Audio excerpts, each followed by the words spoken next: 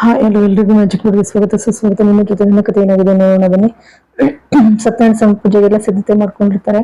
ಪಾಪ ನಿಂಗಬಜ್ಜಿಗೆ ಹಳಿಯ ಬೆಂಕಿ ದೀಪ ಹಚ್ಬಿಟ್ಟು ಸೆರ್ಗನ್ನ ಅದಕ್ಕೆ ಹಿಡಿದು ಹೋಗ್ಬಿಟ್ಟಿರ್ತಾನೆ.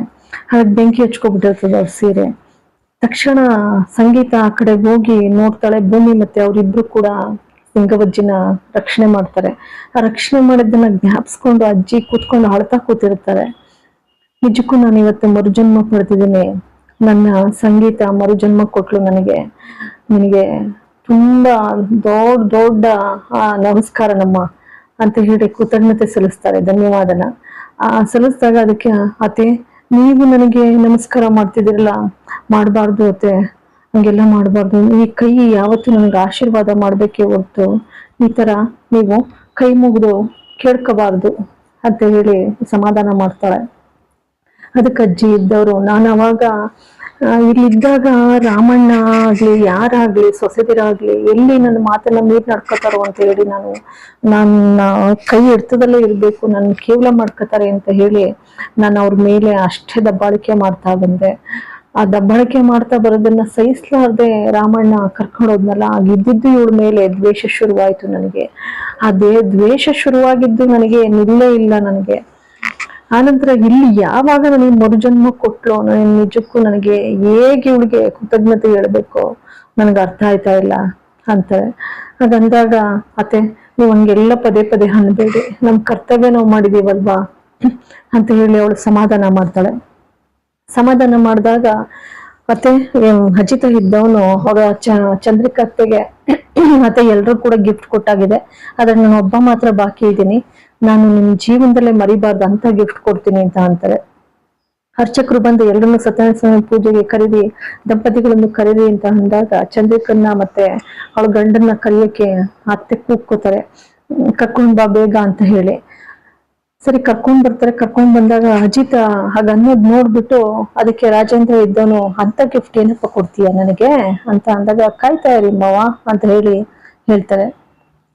ಒಂದಿನ ಅಜಿತ ಹೇಳ್ತಾನೆ, ಒಂದಿನ ನಾನು ಹೀಗೆ ಆಚೆ ಸತ್ಯನ ನಾನು ಮಾತಾಡ್ತಾ ಕೂತಿರ್ಬೇಕಾದ್ರೆ ಸ್ಟೇಷನ್ ಇಂದ ಫೋನ್ ಬಂತು, ಎಲ್ಲ ಸರಿ ಇದೆಯೇಂದಿ ಅಂತ ಅಂದ್ರೆ, ಇಲ್ಲ ಸಾಹೇಬ್ರೆ ನಮ್ಮ ಆವರಣದಲ್ಲಿ ಒಂದು ವಿಚಿತ್ರವಾದ ಕೇಸ್ ಬಂದಿದೆ, ಮಗಳು ಹಾರ್ಟ್ ಅಟ್ಯಾಕ್ ತೀರೋಗ್ಬಿಟ್ಲು, ಅವಳಿಗೆ ಯಾವಾಗ್ಲೂ ಕೆಮ್ಮು ಬರೋದಂತೆ ಮತ್ತೆ ಎದೆನಲ್ಲಿ ಉರಿ ಕಾಣಿಸ್ಕೊಳ್ಳೋದಂತೆ ಅಂತ ಅಂದ್ರು. ಆ ಕೇಸನ್ನ ನೋಡಿದಾಗ ಅದೇ ಸಮಯಕ್ಕೆ ಸರಿಯಾಗಿ ಚಂದ್ರಿಕಾತೆ ಬಂದು ಅಜ್ಜಿಗೆ ಮಾತ್ರೆ ಕೊಡ್ತಾ ಇದ್ರು. ಅಜ್ಜಿ ಬೆಡಕಣೆ ಎದೆ ಉರಿ, ಅಲ್ಲೂ ಕೂಡ ಅದನ್ನೇ ಹೇಳಿದ್ರಲ್ಲಿ ಸದಾನಂದ್, ಕೈಯೆಲ್ಲ ಸಡ್ಕತವೆ ಕೈ ಕಾಲೆಲ್ಲ ಅಂತೇಳಿ. ಇಲ್ಲೂ ಕೂಡ ಚಂದ್ರಿಕಾ ಮತ್ತೆ ಮಾತ್ರೆ ಕೊಡಕ್ ಹೋದಾಗ ಅಜ್ಜಿ ಬೇಡಮ್ಮ ನನಗೆ ಎದೆ ಉರಿ ಕಾಣಿಸ್ಕೊಳತ್ತೆ, ಅದ್ ನಿಂತ್ಬಿಟ್ರಂತೂ ಕೈ ಕಾಲೆಲ್ಲ ಸಡ್ಕತವೆ, ಹಂಗೆ ನನಗ್ ಬೇಡವೆ ನನಗೆ ಅಂತ ಹೇಳಿ ಅಂತ ಇದ್ರು. ಅದಕ್ಕೆ ನನಗೆ ಅವತ್ತೇ ನನಗೆ ಅನುಮಾನ ಶುರುವಾಯ್ತು. ಹಾಗಾಗಿ ಇಡೀ ಎಲ್ರು ಇನ್ನು ಅಜ್ಜಿ ಒಬ್ರು ಬ್ಲಡ್ ರಿಪೋರ್ಟ್ ಕೊಡಲ್ವಲ್ಲ ಅಂತ ಹೇಳಿ ಎಲ್ರು ಬ್ಲಡ್ ರಿಪೋರ್ಟ್ ತಗೊಂಡು ಫಾರಿನಿಗೆ ಕಳ್ಸಿದ್ದೆ ರಾಮಣ್ಣ ಹತ್ರ. ಅದಕ್ಕೋಸ್ಕರ ನಚ್ಚಿನ ಫಾರಿನಿಗೆ ಕಳಿಸ್ತಾ.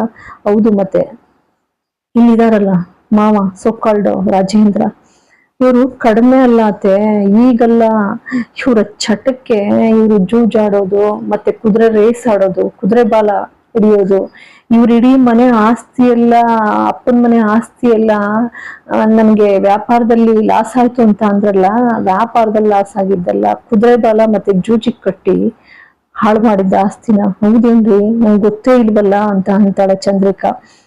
ಅದಲ್ದೆ ಎಲ್ಲಾ ರೀತಿನೂ ಕೂಡ ಏನ್ ಆದಾಯ ಬರ್ತದ ಅದ ಆದಾಯ ಎಲ್ಲ ಖರ್ಚು ಮಾಡ್ತಾ ಬಂದ್ರು. ಅಜ್ಜಿ ನನ್ ಬ್ಯಾಂಕ್ ಬ್ಯಾಲೆನ್ಸ್ ತೆಗ್ದಾಗ ಎಲ್ಲ ಗೊತ್ತಾಗ್ತದೆ, ಅದ್ರಲ್ಲಿ ತೆಗ್ದಿರೋ ಅಂತ ದುಡ್ಡೆಲ್ಲ. ಅದಕ್ಕೆ ಅಜ್ಜಿ ಅಂತಾರ, ಹೌದೇನು, ನಾನು ಯಾವಾಗ್ಲೂ ಲೆಕ್ಕ ಕೇಳಿದಾಗ ಅದಕ್ಕೆ ಹಂಗೆ ನನ್ನನ್ನ ಸುಮ್ಮನಾಗಿಸ್ತಿದ್ದ, ನನ್ಗೆ ಈಗ ಅರ್ಥ ಆಗ್ತಾ ಇದೆ ಅಂತ ಅಜ್ಜಿ ಅಂತಾರೆ. ಹೌದು, ಮತ್ತೆ ಹಂಗ್ ಮಾಡಿ ಬ್ಯಾಂಕಿನ ಬ್ಯಾಲೆನ್ಸ್ ನು ಕೂಡ ಮುಗಿಸ್ತಾ ಬಂದ್ರು. ಎಲ್ಲಿ ಸಾಲಲ್ವಲ್ಲ ದುಡ್ಡು, ಈ ತರ ಚಟ ಇರೋರ್ಗೆ ಎಲ್ಲಿ ಸಾಲ ದುಡ್ಡು. ಹಾಗಾಗಿ ಇಡೀ ಆಸ್ತಿನೇ ನುಂಗೋಡ್ಬೇಕು ಅಂತ ತೀರ್ಮಾನಿಸಿ, ಏನು ಎಲ್ಲ ದಾನಶೂರ ಕರ್ಣ ಅಂತ ಅನ್ಕೋಬೇಕು, ಆ ರೀತಿನಲ್ಲಿ ನಾಟಕ ಆಡ್ಕೊಂಡು ನನಗೆ ಆಸ್ತಿನೇ ಬೇಡ ಅಂತ ಹೇಳಿ ಬರ್ಸಕ್ ಶುರು ಮಾಡ್ತಾರೆ. ಆದ್ರೆ ಎಲ್ಲ ಒಂದ್ ಕಡೆ ಅಜ್ಜಿ ಸೈನ್ ತಗೋತಾರೆ. ಸೈನ್ ತಗೊಂಡು ಇಡೀ ಎಲ್ಲ ಬಿಲ್ ಮಾಡಿಸ್ತಾರೆ, ಸತ್ತ ನಂತರ ನನಗ್ ಬೇಕು ಅಂತ ಹೇಳಿ. ಇನ್ನು ಅಜ್ಜಿ ಸಾಯ್ಬೇಕಲ್ಲ, ಸಾಯ್ದೆ ಇದ್ರೆ ಆಸ್ತಿ ಎಲ್ಲಿ ಸಿಗತ್ತೆ. ಹಾಗಾಗಿ ಅಜ್ಜಿನ ಸಾಯ್ಸಕ್ ಪ್ಲಾನ್ ಮಾಡಿ ಸ್ಲೋ ಪಾಯ್ಸನ್ ನ ಕೊಡ್ತಾ ಬಂದ್ರು. ಆ ಸ್ಲೋ ಪಾಯ್ಸನ್ ಕೊಟ್ಟಿದ್ರು ಪರಿಣಾಮ ಇದು ಅಂತ ಹೇಳಿ ಹೇಳ್ತಿದ್ದಾಗೇನೆ ಅದಕ್ಕೆ ಮನೆಯಾಳಿ ಅಂತ ಹೇಳಿ ರಾಧಾ ಚಂದ್ರಿಕನ್ನ ಹೊಡೆಯಕ್ ಬರ್ತಾಳೆ. ಪೊರ್ಕೆ ತಗೊಂಡು ಬಾರಿಸ್ಬಿಡ್ತೀನಿ, ಖಂಡಿತ ನನ್ ತಪ್ಪಿಲ್ಲ. ಅದಕ್ಕೆ ಸಜ್ಜಿತ ಅಂತಾನೆ, ಖಂಡಿತ ಚಿಕ್ಕಮ್ಮ, ಅತ್ತೆದ ಏನು ತಪ್ಪಿಲ್ಲ, ಪಾಪ ಅತ್ತೆಗ್ ಗೊತ್ತೇ ಇಲ್ಲ ಈ ವಿಚಾರ ಅಂತ ಹೇಳಿ ಅಂತಾನೆ. ಇಲ್ಲಿಗೆ ಎಲ್ರು ಕೂಡ ಬೆಕ್ಕಸ ಬೆರಗಾಗಿ ನಿಂತ್ಕೊಳ್ತಾರೆ, ಯಾರಿಗೇನು ಕೂಡ ಮಾತಾಡಕ್ ಆಗೋದಿಲ್ಲ, ಅವ್ನ ಜೈಲ್ಗೆ ಹೇಳ್ಕೊಳ್ತಾರೆ. ಆದ್ರೆ ಒಂದು ನಿರ್ದೇಶಕರನ್ನ ಕೇಳ್ಕೊಳ್ಳೋದು, ಅಲ್ಲ ಇಲ್ಲಿ ಮಾತ್ರ ತಕ್ಷಣ ಏನು ಟ್ವಿಸ್ಟೇ ಬರ್ಲಿಲ್ಲ, ಮನೆ ಹಳಿಯ ಜೈಲ್ ಪಾಲಾದ. ಅಲ್ಲಿ ಮಾತ್ರ ದೇವಿಯಾನಿ ಮನೆ ಸೊಸೆ, ಅವಳು ಕೊಲೆ ಮೇಲೆ ಕೊಲೆ ಮಾಡಿದ್ಲು, ಗಂಡನ್ ಕೊಲೆ ಮಾಡಿದ್ಲು, ಪಾಪ ಮನೆ ಸೊಸೆನೂ ಕೂಡ ಇದ್ ಮಾಡಿದ್ಲು, ಗಂಡ ಹೆಂಡತಿನ ಬೇರೆ ಮಾಡಿದ್ಲು, ಮಗುನ ಕಿಡ್ನಾಪ್ ಮಾಡಿದ್ಲು, ಮಗು ಅನಾಥವಾಗಿ ಬೆಳೆಯಂಗ್ ಮಾಡಿದ್ಲು, ಎಲ್ಲಾ ಮಾಡಿದ್ಲು. ಮಗಳು ಕೂಡ ಕೊಲೆ ಮಾಡಕ್ ಹೋದ್ಲು. ಇಷ್ಟೆಲ್ಲಾ ಮಾಡಿ ಮಗಳನ್ನೇ ಸೊಸೆ ಮಾಡ್ಕೊಳ್ಳೋ ಮಟ್ಟಕ್ಕೆ ನಿರ್ದೇಶಕರು ತಂದಿದ್ದಾರೆ ಹೊರತು ದೇವ್ಯಾನಿ ಮಾತ್ರ ಇನ್ನೂ ಕೂಡ ಸಿಕ್ಕಾಕೊಳಂಗ್ ಎಲ್ಲೂ ಕೂಡ ಮಾಡೂ ಇಲ್ಲ. ಇತ್ತ ನಚಿ ಅವಳ ಮದ್ವೆನೂ ಕೂಡ ನಿಲ್ಸಕ್ಕಾಯ್ತಾರೆ ನಿರ್ದೇಶಕರಿಗೆ. ಇಲ್ಲಿ ಈ ಸಂಚಿಕೆ ಮುಕ್ತಾಯವಾಗ್ತದೆ. ಎಲ್ರಿಗೂ ಕೂಡ ಅನಂತ ಧನ್ಯವಾದಗಳು.